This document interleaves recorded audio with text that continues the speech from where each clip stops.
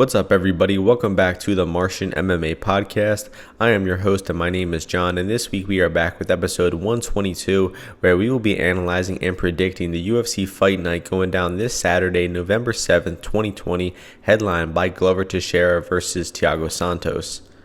This 11-fight card will take place from the UFC Apex in Las Vegas, Nevada, which means it will take place in the small UFC cage. Just a quick recap of last week. I did predict 9 out of 11 fights correctly on the podcast, but sadly lost unofficial track bets. I did lose 3.5 units on my BetMMA tips page, but I'm still up around 36 units for the year of 2020 and look to get back on track with a win this weekend. Although, to be honest, this card does not have many betting spots. I do have a few locked in bets already, but there is not much I like on this card. But I will still give you my opinion on all 11 fights and their betting lines and which lines in each fight have value in my opinion. So we're going to start things off. In the bantamweight division, we have Anthony-Birchak taking on Gustavo Lopez. The opening betting line for this one was Birchak minus 155 to Lopez plus 125. Right now, over on BetOnline, we are seeing Lopez minus 117 to Birchak minus 103. More action coming in on the underdog Gustavo Lopez, actually flipping the line. Now Lopez is a favorite, and I understand that action. He is the one who was training for a UFC fight. He was supposed to be on this card against Colares, but once Colares fell out, Birchak came in the late replacement, and I think that's why you see that action coming back in on Lopez. Not because I think Lopez is the better fighter. I actually think that Birchak has the better overall MMA skills, but I think that he could be catching Birchak at a good time here. Birchak's coming in on short notice. He hasn't fought in a little over a year. He's getting up there in years. He's 34 years old, not very young for a bantamweight at all. And there are just a lot of red flags about Birchak's fighting style, in my opinion. He doesn't have the greatest striking defense, and he liked striking a lot early on in his career. He was getting in a lot of wars where he was either knocking guys out or getting knocked out himself, and I think he kind of changed his strategy a little bit to fight more of a grappling-heavy style. He does come from a wrestling background, and he's been going for a lot more takedowns and getting submissions in his recent fights. Birchak definitely has some weaknesses in terms of his own takedown defense. He doesn't do well stuffing takedowns, and once he gets put on his back, he kind of is content to play guard and to stay on his back and try to land ground and pound or go for submissions instead of getting back up to his feet, which is never something you want to see. And in the most recent fights where Birchak has gone into round 3, he looked pretty tired and gassed out in round 3 and lost both of those rounds over in Ryzen just a few years ago. So if Birchak was struggling with his cardio in fights where he actually had a camp to prepare for, then I think that it's very likely that he does slow down here as the fight goes on and is pretty gassed out by round 3. So that's why I think it's kind of hard to bet Birchak here, because there are a lot of weaknesses in his game. But on the other side here, I don't really like what I see from Lopez either. He only has one fight in the UFC where he was largely dominated by Merab Dvalishvili, was taken down and spent a lot of time on his back in that fight. And if you watch Lopez's pre-UFC fights, you really start to see what I'm talking about when I say that he has bad defensive striking. He just kind of walks forward at his opponents without much defense at all and kind of relies on his chin and relies on him landing more strikes than you. And I just don't think that's a good strategy at all. So both these guys have a lot of flaws in my opinion. Lopez doesn't have good striking, very poor defense on the feet, doesn't have great takedown defense either, and we saw him get stuck on his back a lot versus Merab Dvalishvili. And I also don't think that Lopez has really beaten anybody that good. And Birchak, on the other hand, he's coming in short notice, he's coming off of a decent layoff, and he's getting towards the end of his career. He has his own weaknesses in terms of takedown defense and striking defense and cardio issues as well. So both these guys have too many weaknesses, in my opinion, for me to bet this fight. When doing tape, I was leaning Birchak. I still think I'm going to pick Anthony Birchak to win just because I do think he is the more well-rounded and skilled fighter. I think he wins a 29-28 decision here, maybe picking up the first 2 rounds. But it's not a confident pick at all because of all the reasons I mentioned. There's not a lot of reasons to bet this fight, in my opinion. Too many unknowns and too many variables here. So the pick is Birchak decision, but it's a pass in terms of money line. The next fight takes place in the welterweight division. We have Max Griffin taking on Romanov-Lima. The opening betting line for this one was Griffin minus 195 to Brahimaj plus 160. Right now over on BetOnline, we are seeing Griffin minus 139 to Brahimaj plus 119. More action coming in on the dog Brahimaj, and I think I agree with that action. Brahimaj is making his UFC debut here. He's an orthodox fighter coming out of Fortis MMA, very muscular and aggressive fighter, and I don't really like what I've seen from him on tape. He comes out extremely aggressive in round 1 of pretty much all of his fights and looks for a big takedown or looks for a quick knockout, And he does get some submissions. He does get a big takedown and maybe get a quick rear naked choke on some of his opponents. But I'm not really impressed with his grappling. I think he's a pretty raw fighter, relying on his athleticism. He definitely slows down later in the fights. He doesn't have good striking defense. I just see Brahimaj as a good athlete who just doesn't really have the necessary skills to be a complete well-rounded fighter yet, and that's kind of a problem with a lot of Fortis MMA fighters. But I will say that Brahimaj is getting a decent matchup here, a winnable fight versus Max Griffin. Griffin has been struggling lately. He is 1-4 in his past 5 fights, a lot of close decisions, a few split decisions, and his one win is a majority decision, so he only won that fight by a very small margin. Griffin is a solid fighter everywhere. He just doesn't really exceed in one particular area. I would say his best aspect of MMA is his offensive takedowns. He actually has hit 14 offensive takedowns in his past 4 fights, so that's a very relevant statistic for this fight. Griffin does shoot a high amount of takedowns, and late in this fight when Brahimaj is starting to slow down, those Griffin takedowns are going to be big, because I think that once Griffin hits a takedown and puts Brahimaj on his back, Brahimaj will likely be so tired that he cannot stand up from those takedowns, and Griffin doesn't really have much of a top game. He's more of a lay and pray type of guy where he hits the takedown, doesn't land much ground and pound or go for submissions. He just stays on top and wins rounds, which is a decent style for this round, for this type of fight, because I think the rounds will be close. They will be competitive on the feet. They will be competitive grappling exchanges. But if Max Griffin is able to get a takedown and get some top control to confirm those rounds, I think that will go a long way in getting him this decision. In terms of a pre-fight moneyline bet in this fight, I do think that Brahimaj is the side to be on, considering how aggressive he comes out in round 1. I think he either comes out to an early lead in round 1 or possibly gets that round 1 finish like he does get in a lot of his fights.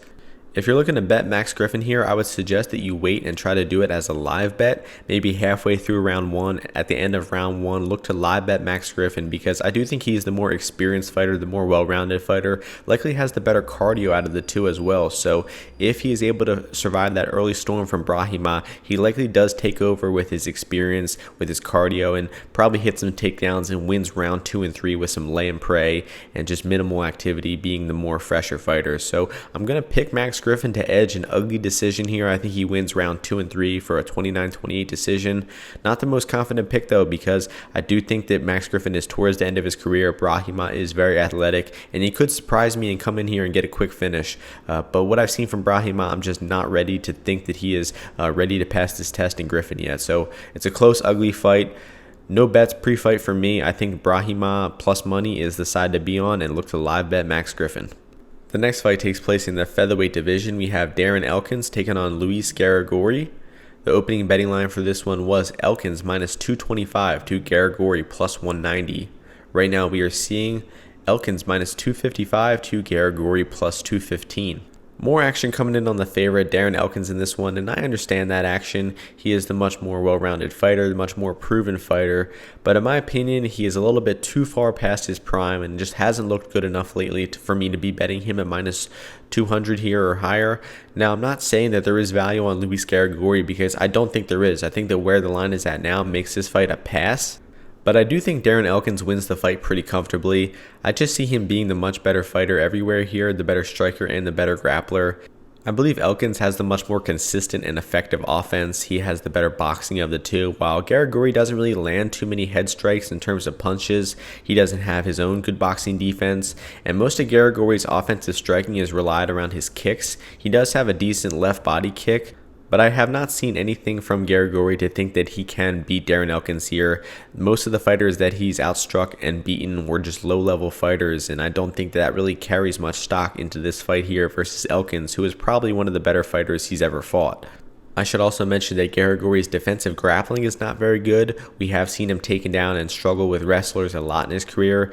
Even guys who aren't really known for their takedowns like Humberto Bandenet or Ricardo Ramos were able to take him down, and Ramos was able to submit him with a rear naked choke pretty easily. Bandenet wasn't able to get many dominant positions, but the fact that Bandenet, a pretty low-level striker, was able to take Garagorri down, I definitely think that Elkins, who comes from a wrestling background, who trains out of a very grappling-heavy camp, and who has hit takedowns and outgrappled a lot of UFC opponents, I'm pretty confident that Elkins will be able to hit takedowns, keep Garagorri down, and possibly even submit Garagorri somewhere along the line on the floor. So I just give Elkins an advantage everywhere here. I think he's the better striker. I think the striking could be competitive because Garagorri does throw combinations. He is aggressive at times, and Elkins is definitely on the decline. He's very hittable lately, just does not seem to have ability to avoid a lot of the strikes coming at him. So if Garagorri can keep the fight standing, he could make this competitive and possibly even win. But I think if the fight isn't going Elkins' way on the feet, we can rely on him to level change, hit takedowns, and start out grappling Garagorri here. So I think Elkins is a pretty safe pick here. Wouldn't be laying the minus 200 on him just because he's so late into his career and he's on a 4-fight losing streak. He's just not reliable to come out here and dominate like he should. But the pick is Darren Elkins to win a pretty decisive decision. I could even see him getting a submission somewhere along the line, but the official prediction will be Darren Elkins' decision. The next fight takes place in the heavyweight division. We have Alexander Romanov taking on Marcos Rogerio de Lima. The opening betting line for this one was Romanov minus 300 to Lima plus 250. Right now over on Bet Online, we are seeing Romanov minus 450 to Lima plus 350. More action coming in on the favorite Romanov, and I'm going to disagree with the action. I think that where the opening line was set was about appropriate, but where it's at now, it's definitely dog or pass. There's a pretty considerable amount of value on de Lima, but I'm going to tell you why I don't think you should bet de Lima right now. And this is actually a fight that was booked before a few months ago, and we got to see Romanov make his UFC debut against Roque Martinez. He dominated him, and now I think a lot of people's opinions are changing on this fight. And you can include me in that category of people who have changed their mind. I think the first time around I was actually picking de Lima.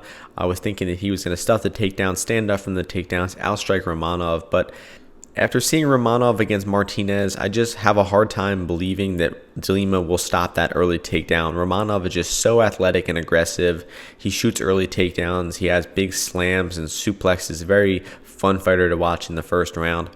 But Romanov does have a lot of weaknesses. We've seen him slow down pretty heavily later in the fights, considering how aggressive he usually starts. I think that Romanov's ground and pound could be a lot better. It's kind of weak pitter-patter shots when he could put a lot more force in his punches. He sometimes goes for poor submissions like scarf holds or forearm chokes or something.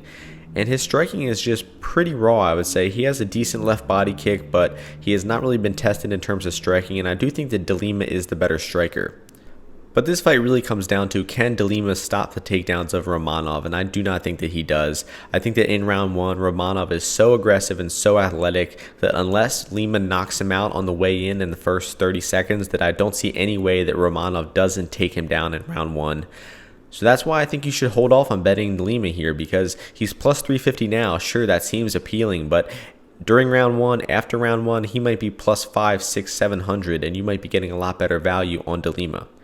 Considering I do think Romanov takes Lima down in round one, the next question becomes, do I think Lima is able to withstand that top game? Is he going to be able to stand up, get off of his back, make it later into the fight where he can use his striking advantage, use his possible cardio advantage to outstrike Romanov, stuff takedowns, and possibly knock him out later in the fight? And originally, I was picking Lima to do that. I was picking him to withstand that early storm, but now I don't think he does. I think that Romanov's top game is just going to be too heavy. He's going to be landing ground and pound. He's going to be going for submission attempts.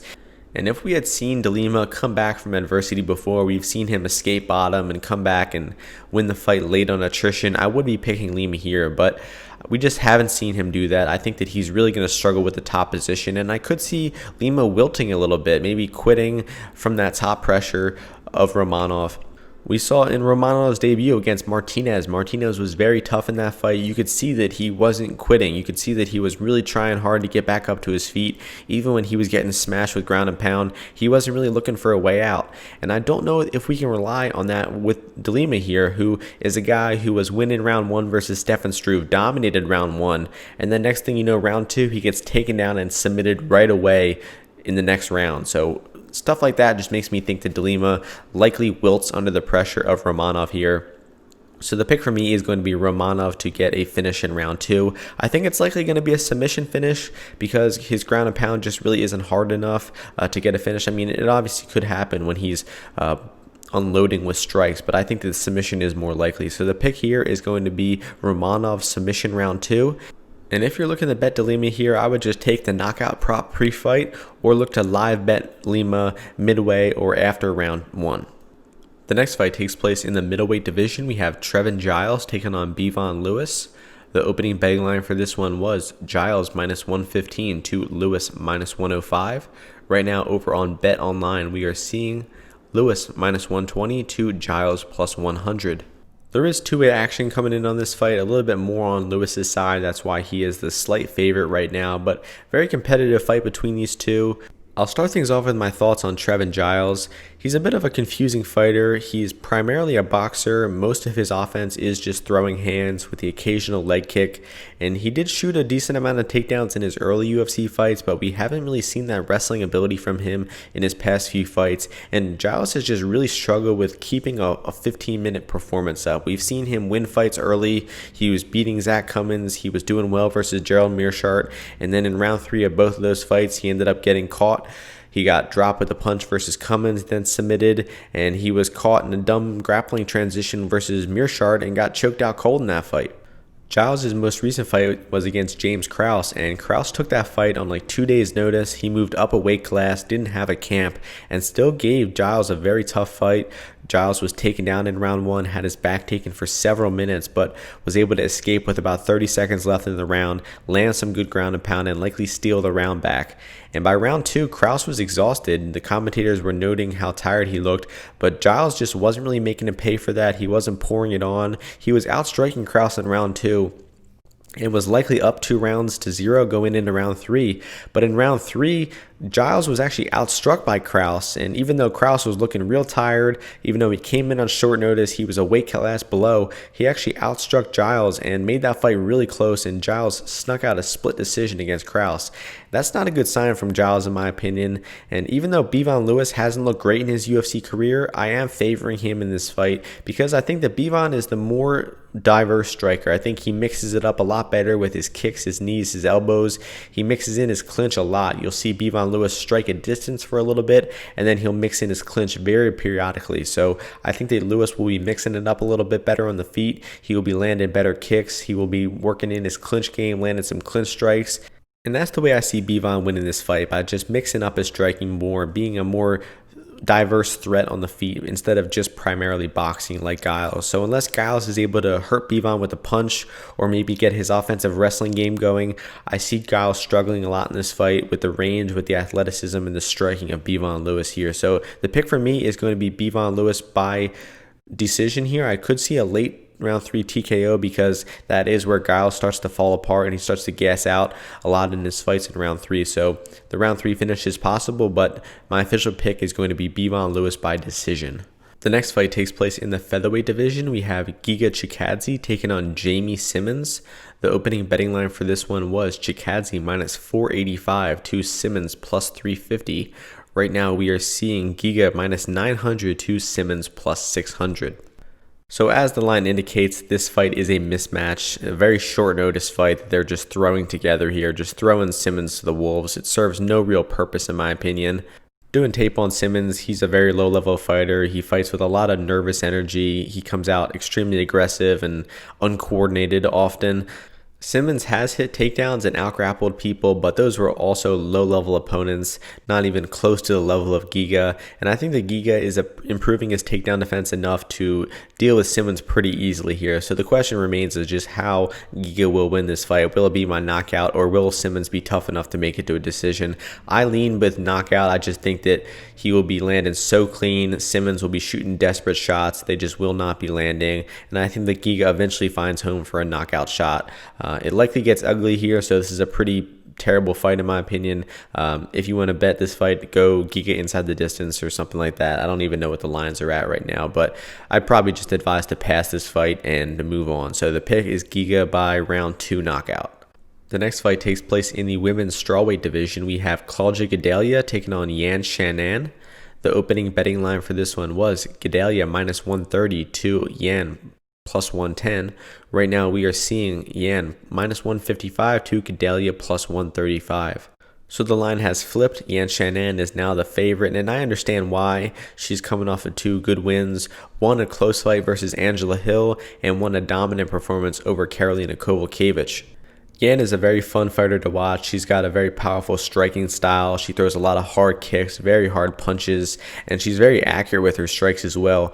The only area of MMA where Yan has really clearly struggled is the takedown defense. Sometimes she doesn't have great footwork either and kind of gets herself off balance and gets herself stuck against the cage where her opponents are able to take her down. Kaylin Curran had some success with takedowns, was able to hold her against the cage, was able to get some pretty good positions on Yan Xiaonan. Now, that was a few years ago. But I do think that if Claudia Gadelha is able to put Yan in similar positions, that Claudia will take her down, will keep top position, and could possibly even win rounds or maybe even submit Yan along the way. If Gadelha wants to win this fight, I do think that she does need to hit takedowns. I do think she is the better grappler of the two. I think Yan is the better striker of the two. Yan will have a pretty significant speed and power advantage on the feet. In Gadelha's last fight against Angela Hill, she was actually dropped in round 2 with a punch from Hill. She was getting outstruck, in my opinion, in round 3, even though the judges gave her that round. So I definitely think that if the fight stays standing and they are striking with one another, we will see Yan landing much cleaner and likely hurting Gadelha with punches, possibly even landing to a late knockout if we see Gadelha look really exhausted or something. And that is another factor you always have to consider in Claudia Gadelha fights. She does not have good cardio. When she shoots takedowns and gets her grappling going, it tends to use her cardio quicker, and she can't really sustain a 3-round grappling performance. We've seen multiple fights where she hit a takedown in round 1 or round 2 and is just not able to keep that going throughout the fight and then loses the fight late. That's how the Nina Ansaroff fight went, and that's how the Angela Hill fight went, even though, once again, the judges didn't officially give Hill that decision. I think it's very likely that this fight follows a very similar path where we might see Claudia Gadelha get a takedown and win round 1, but she's going to slow down. Yan will start to stuff the takedowns in rounds 2 and 3 and will start to outstrike Gadelha very clean and possibly even leading to a late knockout. So if you want to throw some stabs on Yan round 2, round 3 knockout, I think those are good props to stab at because I think it's a very real possibility that we see Yan pour on the pressure, start landing hard strikes, and when Gadelha is real tired in round 3, like she typically is, we could see that TKO. So I definitely have bets on Yan round 3 TKO. Some other props you can stab on this fight is Claudia Gadelha submission round 1 or submission round 2. I think that if Gadelha does submit Yan here, it's overwhelmingly going to be in round 1 or 2. She just does not have the energy to submit her opponents late in the fight. So if you want to bet Gadelha submission, I would advise taking the round 1 or 2 props. In terms of a pre-fight moneyline bet, I do think it is dog or pass. I don't think you can be laying the minus 150 on Yan Xiaonan here, considering we do not know how her takedown defense will hold up in round 1. And maybe I'm completely wrong and Yan Xiaonan starts stuffing takedowns, starts outboxing Gadelha and gets out to an early lead and maybe dominates Gadelha throughout this entire fight. I could be completely wrong, but from the way I see it, I do think it is likely that Gadelha gets the takedown in round 1, likely wins round 1, but does not get a submission, starts to slow down in rounds 2 and 3. Yan starts to stuff takedowns and starts to outstrike Gadelha late. So ultimately, I'm going to pick Yan Xiaonan by decision. I think she wins a 29-28 decision here. No bets in terms of money line for me yet, but I do have some prop bets. As I mentioned, round 1, round 2, Claudia submission, or round 2, round 3, knockout for Yan. Likely won't track any of those. They're more just fun prop bets that I like for this fight. But I do think that there is some value on them, and I think that pre-fight money line, there's some value on Gadelha if you want to take that as well. Ultimately, I am picking Yan Xiaonan by decision. The next fight takes place in the middleweight division. We have Brendan Allen taking on Ian Heinisch.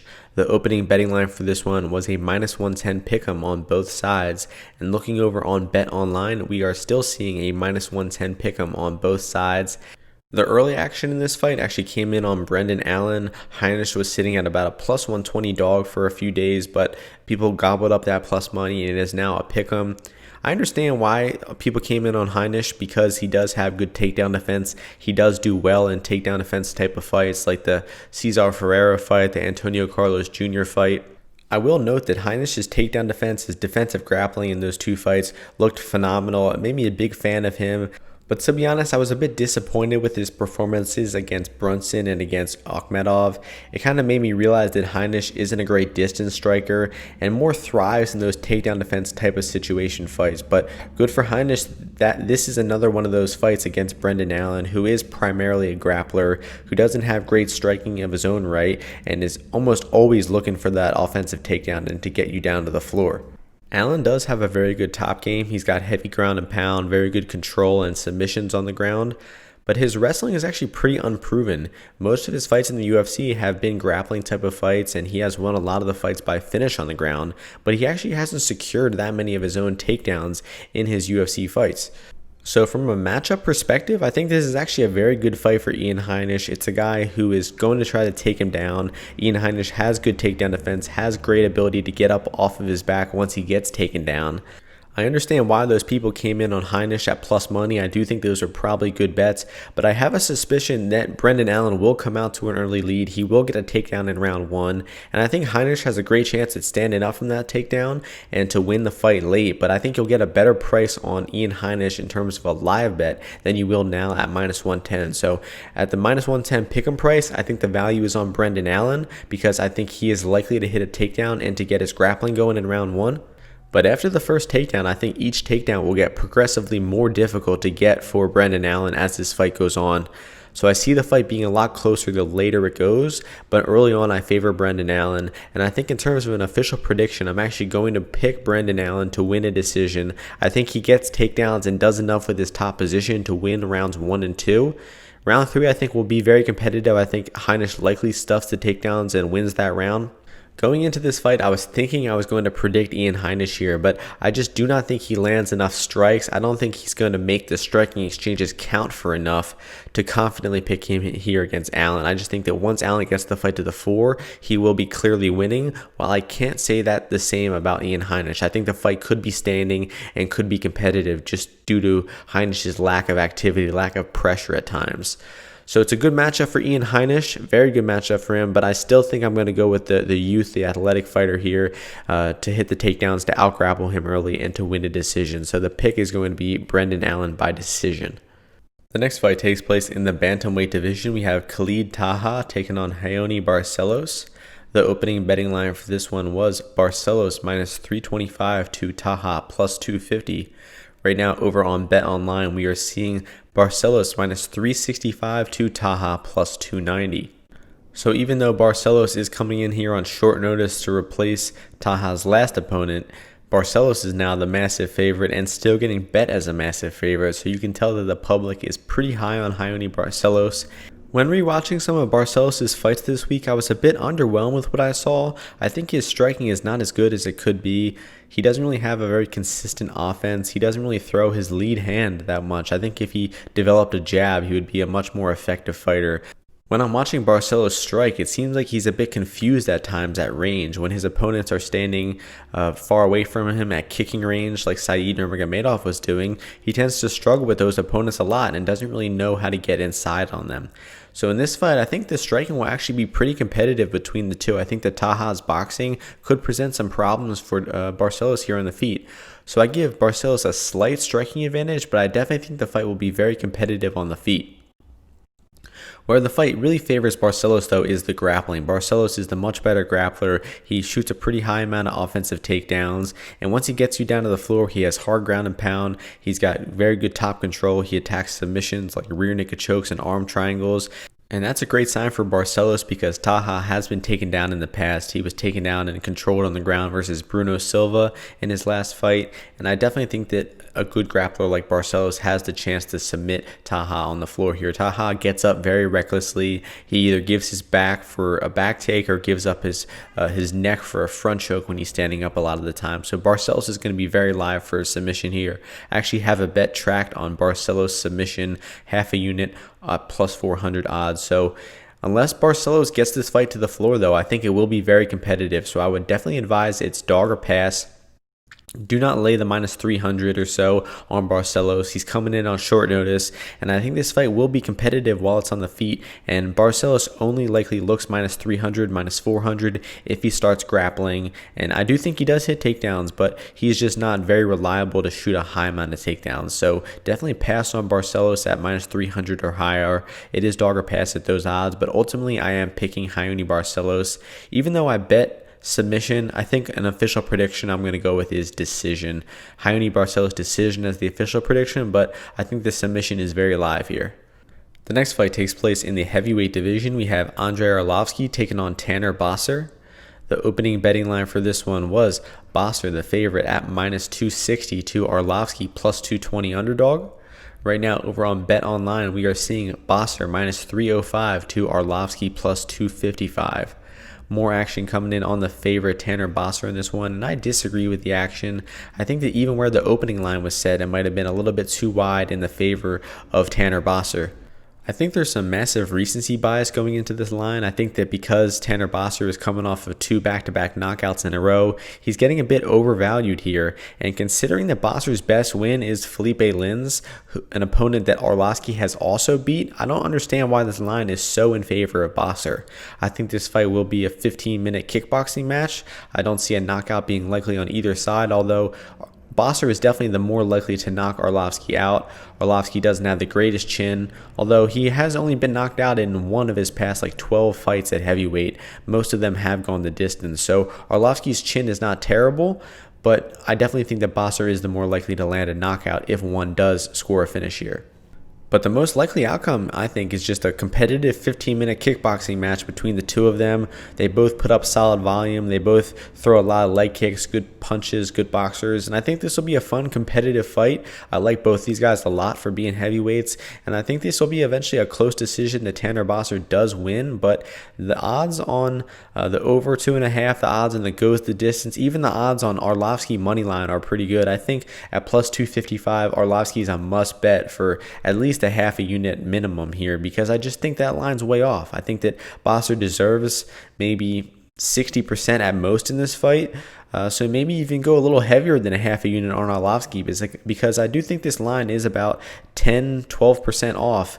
I think it's way too heavily in favor of Tanner Boser. He's just not quite proven enough to think that he can outstrike a guy like Arlovski, who I think is a much better and difficult stylistic matchup than Boser's past few wins. So ultimately, I'm going to pick Tanner Boser to win a decision here, but I like Arlovski's chances. I think he makes this competitive and might even win a close decision here. The next fight is the main event of the card. In the light heavyweight division, we have Thiago Santos taking on Glover Teixeira. The opening betting line for this one was Santos minus 220 to Teixeira plus 185. Right now over on BetOnline, we are seeing Santos minus 235 to Teixeira plus 200. More action coming in on the favorite Thiago Santos in this one, although there is definitely two-way action coming in on this fight. Right off the bat, I will say that I think this line is wide, and I think that there is value on Glover Teixeira at this price. To start things off, we have Thiago Santos coming off of a little over a year layoff, and he's also coming off of major reconstructive knee surgery. I think he tore his MCL, ACL. He tore a lot of stuff in his knee in the John Jones fight and got major surgery on his knee since then and has not fought since.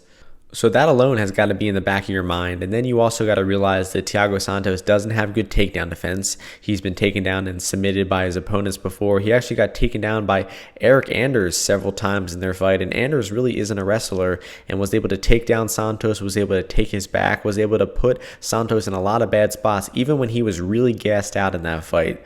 So that's a huge red flag as well from Thiago Santos. His knee injury, his defensive grappling, and then you really are kind of relying on Thiago Santos to just nuke Glover Teixeira on the feet, for him to be the better striker, for him to land a crazy hard knockout blow and just put Glover Teixeira out. But to be honest, I'm not even convinced that Thiago Santos is the better striker than Glover Teixeira. Don't forget that Glover Teixeira is a very tricky fighter on the feet. He's got solid boxing, hard punches, and even though we saw him get outstruck versus Anthony Smith early on in his most recent fight, he was able to withstand that early storm. He looked durable. He didn't look discouraged from taking any big shots. Then was able to drop Smith with a punch at the end of round 2 and really dominate Smith for the last few rounds before the ref finally stopped that fight. And to be honest, in that fight, I was predicting that Glover would start fast and then fade late. But actually, the opposite happened. He started slow and he picked up steam late and was able to win the fight as the fight went on. So that just really proves to you how much of a veteran Glover Teixeira is. He can withstand early damage and then come back and win. He's been doing that a lot lately versus Roberson, versus Kudalaba, and most recently versus Smith. So I think this fight really relies on Glover Teixeira's game plan for this fight, because if he stays standing and he gives a striking fight to Thiago Santos, his chances of losing increase significantly.